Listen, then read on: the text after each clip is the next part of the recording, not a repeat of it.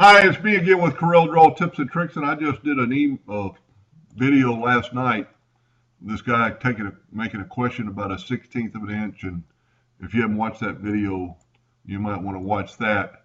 But I stated in that video, and you can change your numbers from Tools, go to Tools Options, go to Edit, and you can change your decimal place up to 6 decimal places, and then hit OK.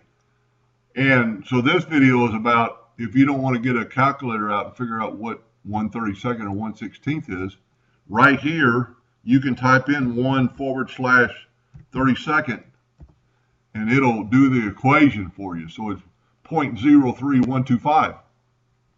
Now with that said, and I think he was duplicating something, you can change your x duplicating distance to 1/32, and then you can make a duplicate of this, Control D, and then move it over 1/32 of an inch, Control D, and it'll keep doing 1/32 of an inch.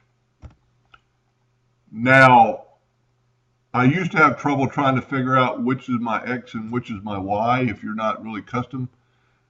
But if your laser bed is situated in a landscape mode, which it should be, this is your X because it's the 40 inches across and mine's 40 by 28. So just keep in mind that your X is your width and your Y is your height. It's the same. This is on top, that one's on top. So when you do your duplicate distance, and I don't care what you put in there, I'm going to move it over 1/8 of an inch. 1/8 /8 is 0.125. Anyway, I hope that helped a little bit. Thank you for watching.